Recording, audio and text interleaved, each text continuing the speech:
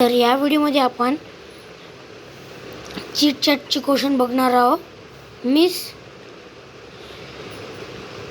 Slippery या लेसनचे आपण 1.4 या लेसनचे आपण चीट चॅट क्वेश्चन बघणार आहोत। तर यापैकी या पहिल्या क्वेश्चनचा अर्थ असा होतो की तुम्ही तुमच्या मित्राशी वादविवाद घातला आहे का कधी, याचा असा अर्थ होतो। तर मग तुम्ही जर घातला असेल तर इथे यस लिहा, नसेल घातला तर नो लिहा। पण असं होऊच नाही शकत की तुम्ही तुमच्या मित्राशी वाद घातला नाही आहे। कधी ना कधी छोट्या गोष्टीवर आपण वाद घालतोच, त्यामुळे इथं पुढे लिहा यस। आता याचं उत्तर कसं लिहायचं मी तुम्हाला सांगतो पुढे। तर हे बघा, मी इथे आन्सर लिहून घेतलेले। Yes do some time with not angry with their opinions. इथे मी आन्सर लिहून घेतलेलं आहे, तुम्ही पटकन आन्सर लिहून घ्या। तर आता आपण या दुसऱ्या क्वेश्चनचा आन्सर बघूया।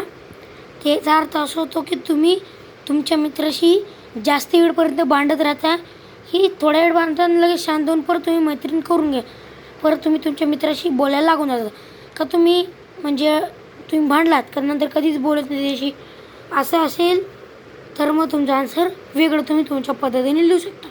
आता मी लिहिलं आहे तसं तुम्ही लिहू शकता।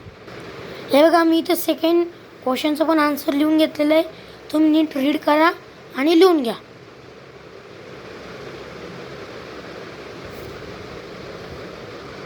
तर हा आहे आपला थर्ड क्वेश्चन।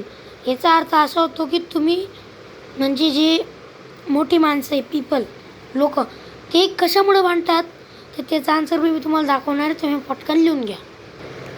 हे आहे त्याचा आन्सर, तुम्ही क्वेश्चन पण रीड करू शकता आणि ते आन्सर पण दिले तुम्ही इथून वाचू शकता। तर या फोर्थ क्वेश्चनचा आन्सर असा होतो की तुम्ही तुमच्या व्यक्तीशी तुमच्या घरातल्यांशी तुम्ही भांडतात, तुम्ही तुमच्या घरातल्या लोकांना तुम्ही परिस करता का त्यांना माफ करता, त्याचा आन्सर मी दाखवलेला आहे। याचा त्याचा अर्थ आहे, मी तुम्हाला आन्सर दाखवतो। हे राहिलं त्याचा आन्सर, तुम्ही बघू शकता आणि पटकन लिहू शकता।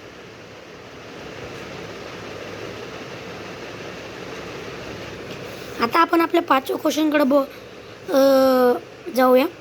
तर याचा अर्थ असा होतो की तुम्ही जेव्हा तुमच्या घरातल्यांशी भांडतात ते तुम्हाला कसे वाटते, तुम्हाला कसं वाटतं, तुम्ही लिहू शकता। आय एम सो सॅड वगैरे असं तुम्ही लिहू शकता। तर मी तुम्हाला आन्सर दाखवतो, तुम्ही लिहून घ्या।